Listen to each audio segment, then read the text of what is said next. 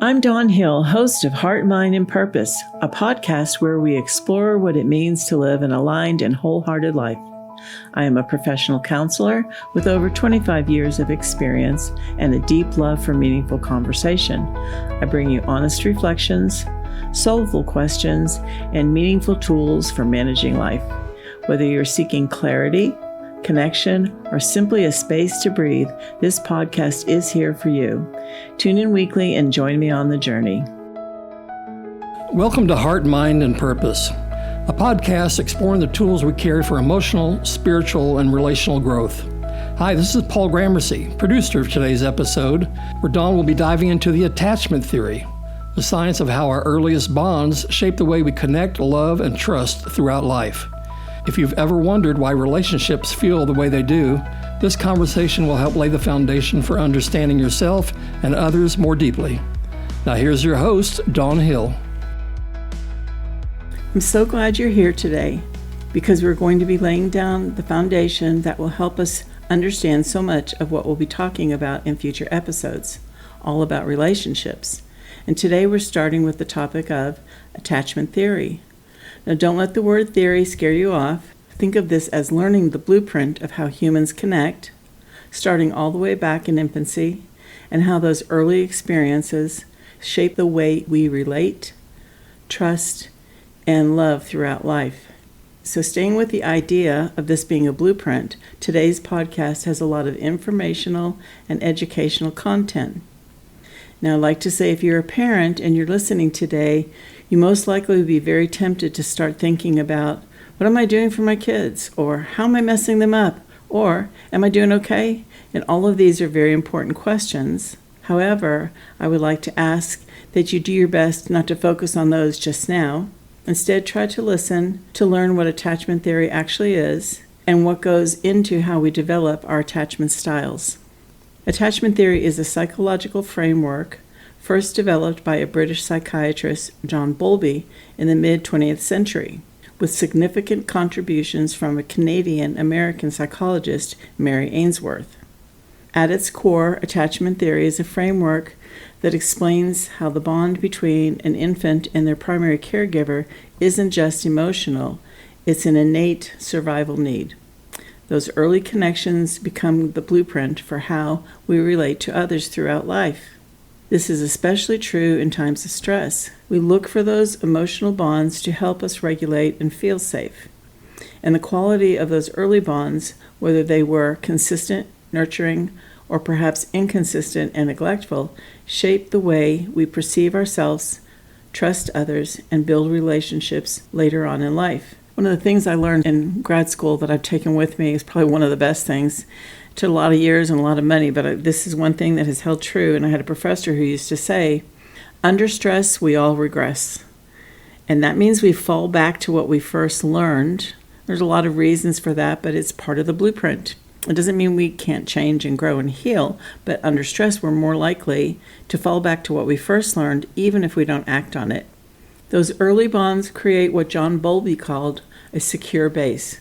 In other words, when a child knows that they are safe and cared for, they feel free to explore, to grow, and to step out into the world. And here's the key. The quality of those early attachments become the blueprint for adult life, shaping how we see ourselves, how we regulate our emotions, and how we build relationships with others. I'd like to pause here and say attachment theory is a huge topic. Entire college courses are taught on it, stretching over a semester or more, and there's no way to cover all of it in a single podcast.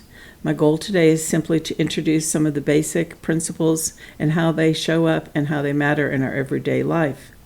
So I want to use an example of a fruit tree. So using your imagination, if you can go back in time to maybe like kindergarten or first grade, and we all drew kind of apple trees the same, big brown trunk, a line for the earth, and then a big green canopy with red apples all over it. So what we didn't draw in those diagrams, because we were in first grade or kindergarten, was the root system. And so in life, if we have rotten fruit appearing on our tree, it's somewhat helpful to pick it off, but it doesn't mean that no more will come. And that some people will say, well, we'll just take off a branch. And then lo and behold, some rotten fruit shows up other places in the tree.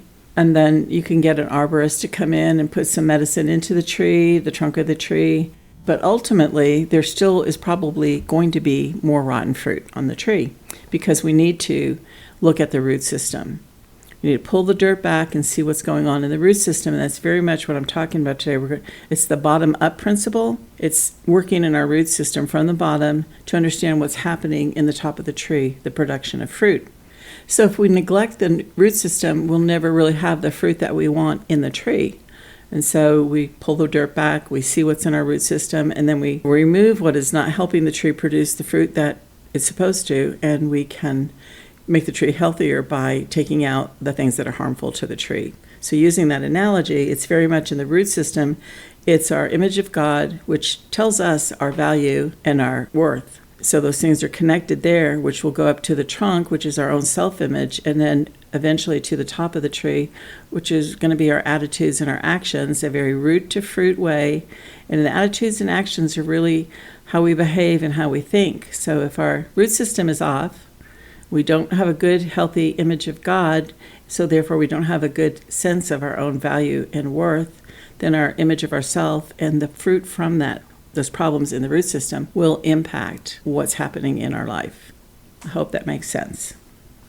I will also be tying attachment theory to the work of Dr. Stephen Porges, a leading American neuroscientist and psychologist, best known for developing the polyvagal theory. His research explains how our autonomic nervous system is directly involved in emotional regulation and social behavior. This is a rich and important area of study, both in medicine and psychology. I've spent many years learning about it, and I still continue to study this theory and how it can help people grow, heal, and develop healthier ways of regulating and attachment in our relationship. I want to offer some insight into how these two fields connect together that give us a clearer picture of how we learn to bond with others, how we regulate ourselves as we grow into adulthood, and if needed, how we can heal and develop new, healthier patterns of attachment. At the core of things, both attachment theory and polyvagal theory affirm the same truth. We were designed with an innate need for connection. Even our neurology is wired for attachment. If this speaks to your curiosity, I'll include a handout on my website with resources so you can explore these theories more deeply on your own. Something I find very meaningful is that science is catching up with something humans have always known deep down. We were made for connection. In the Old Testament, we are told that God made us in His image, and God Himself is relational by definition. Father, Son, and Holy Spirit, 3 in 1. That means we were wired for relationship at the very core of our being. Whether or not you share that faith, the picture is powerful. When we hear attachment theory talk about how we need connection, safety, and trust to thrive, it echoes the deeper truth. We were never meant to go it alone. Scripture puts it this way: it is not good for man to be alone. Genesis 2:18. And in Ecclesiastes 4:9-12, we are reminded, 2 are better than 1, because they have a good return for their labor. If either of them falls down, one can help the other up. But pity anyone who falls and has no one to help him up. Also, if 2 lie down together, they will keep warm. But how can one keep warm alone? Though one may be overpowered, 2 can defend themselves. A cord of 3 strands is not quickly broken. I want to take a minute to talk about that saying, a cord of 3 strands. When I first heard it and read it many years ago, I kept thinking, what does that mean? So here's what I've come to learn over time. A cord of 3 strands is a concept meaning that a partnership with 3 components is significantly stronger than that of 1 or 2. In a biblical context, this threefold cord typically represents a husband, a wife, and God, highlighting the strength of a marriage when Christ is at its center.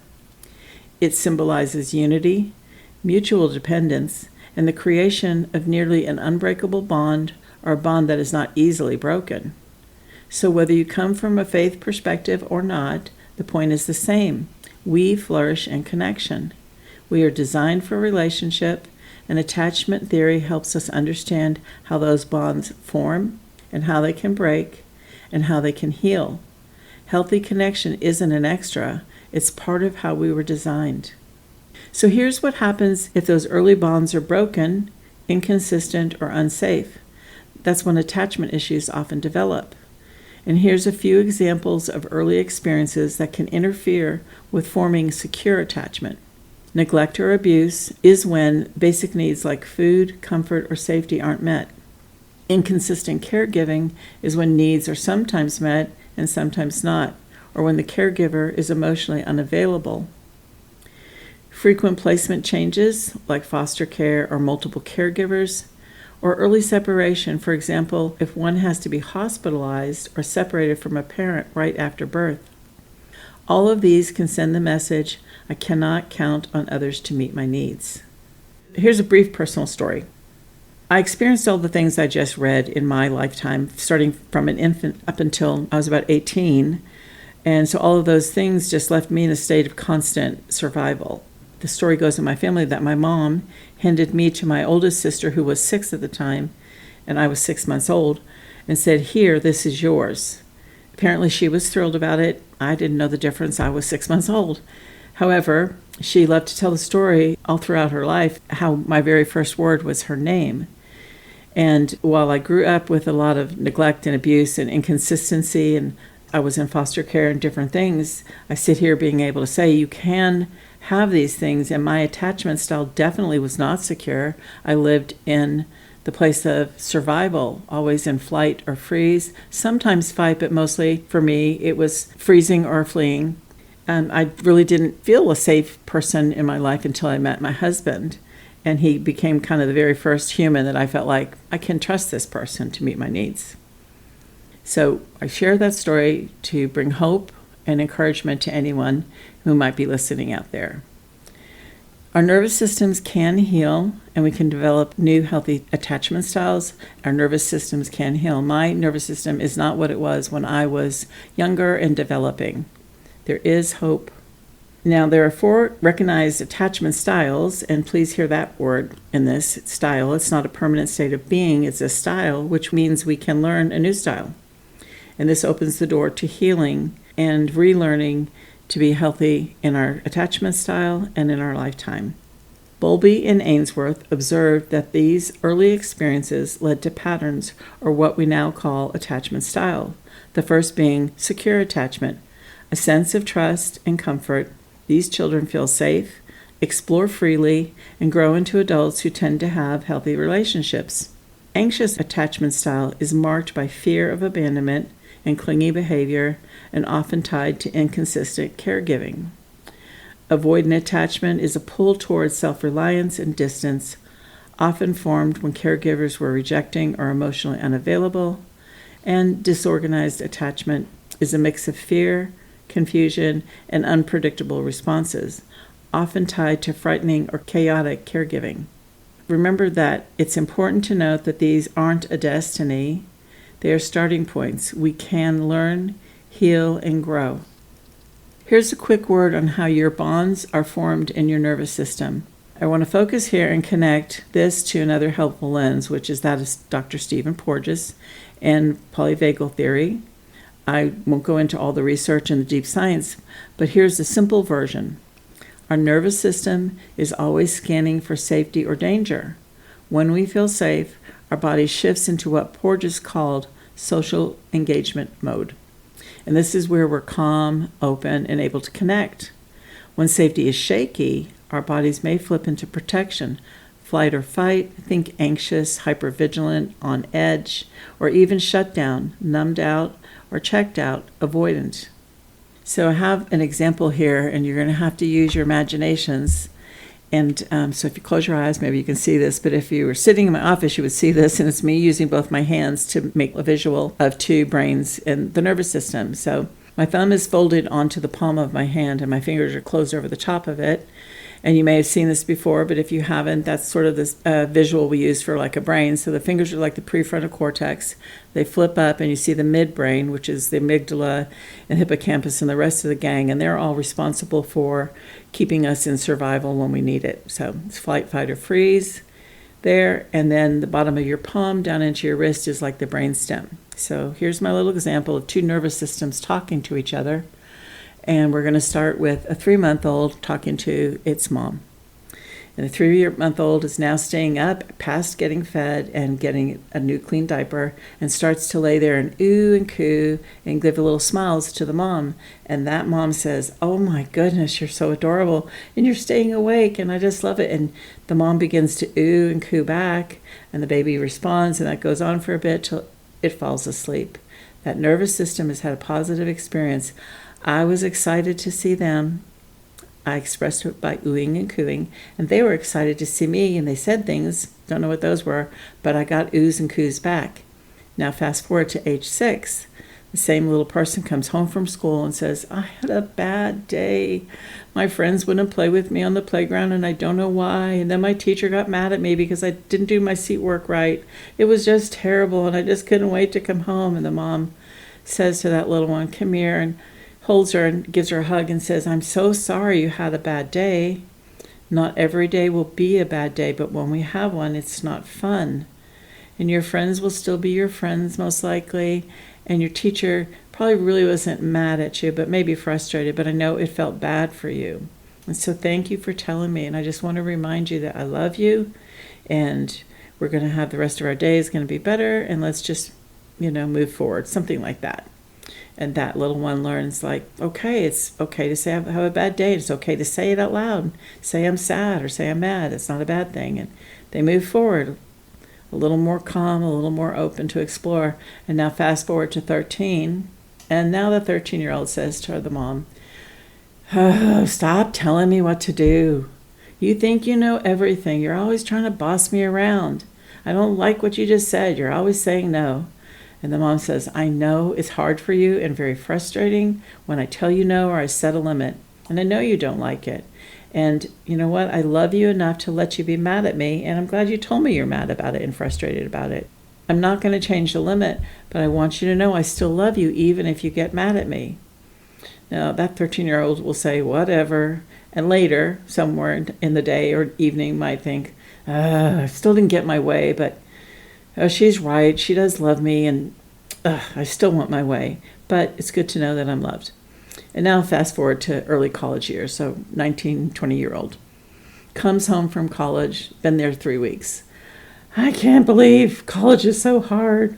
It was really difficult being in that dorm. I didn't know who the people were, what they would be like, who my roommate would be, and if we would get along. They were all very strange, and I felt strange. It was awful. And then trying to get the whole class schedule right. And classes in colleges are not like classes in high school. It's all so different. I felt so alone and scared and mad, all the different things. And I'm glad to be home because I can clean my laundry here. And maybe you'll make that favorite food I like that makes me feel comforted and loved." And the mom says, "You're right. College is hard. It's your first time away on your own, and you're handling all the stuff by yourself. And it is scary, because you don't know yet. And now you've been there 3 weeks, you probably know a little bit more, a little bit better than you did on the first day. And I hope you feel a little bit better about that. And you will adjust to the difference between high school classes and college classes because they are very different. And I'm so glad that you felt like you could come home and tell me all of that stuff. I know that you wanted to be big and brave and nothing was going to bug you, but adjustment is hard and change is difficult, even if we choose it. And guess what? I do love you, and I'm happy that you're here. And yes, you can do your laundry, and I will make you all the dishes that make you feel loved and comforted." It's a good experience for the nervous system of this person. And here's why this connects back to attachment theory. Those caregiving experiences don't just shape our beliefs about relationship, attachment theory, they also tune our nervous system. If a child grows up with attuned, consistent care, their nervous system learns, I can trust here, I can rest here, people are safe. If the care is inconsistent, neglectful, or frightening, the nervous system often gets stuck, toggling between hyper-alert states, shutting down, or many things in between, and they don't feel that people are necessarily safe. So I hope you can see how attachment style and nervous system states go hand in hand. It is not all in your head. It is literally wired into your body. And here's more good news. Just like with attachment, our nervous systems can heal and learn new ways of feeling safe in connection. Now, researchers will also talk about 5 basic pillars of attachment, the things that children need most from caregivers. I have mentioned a few already, but here they are all together. First, a sense of felt safety, a sense of being seen and known. This is called attunement.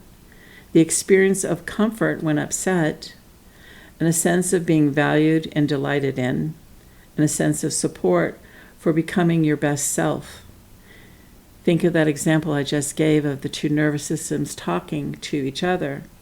I gave this example so you could see over time that college student would learn life is tough at times, adjustment is there, but I have support, I know how to be comforted, and I feel safe and known. So when these 5 pillars are present, they build a child's confidence, self-worth, and trust. When they're missing, the child does adapt, but often in ways that make relationships harder later in life. There are what we call the 4 C's of attachment. For adults, it can be helpful to think about attachment through the 4 C's. The first is context.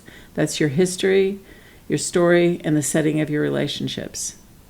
Then connection, the bond of closeness and trust. Comfort, how you soothe and are soothed. And conflict, how you handle disagreements. Reflecting on these 4 areas can reveal a lot about how attachment shows up in your life today. And one more thing to keep in mind, attachment doesn't stop at childhood. It continues to shape us into adulthood. For example, secure adults tend to have trusting, stable relationships. Anxious, preoccupied adults often crave closeness but fear abandonment. Dismissive, avoidant adults may prize independence over intimacy. And fearful, avoidant adults often feel torn, longing for closeness but fearing it at the same time. Finally, I'd like to introduce you to Dr. Sue Johnson, who built her work on Bowlby and Ainsworth work. Dr. Johnson co-created emotionally focused therapy, EFT, in the early 1980s. It's a therapeutic approach rooted in attachment theory that helps individuals, couples, and families form secure emotional bonds by understanding and transforming negative interaction patterns into healthy connections and relationships. EFT is effective because it addresses core emotional needs, identifies destructive cycles within relationships, and helps people express their vulnerable emotions and needs more openly, leading to increased compassion, empathy, and secure connections.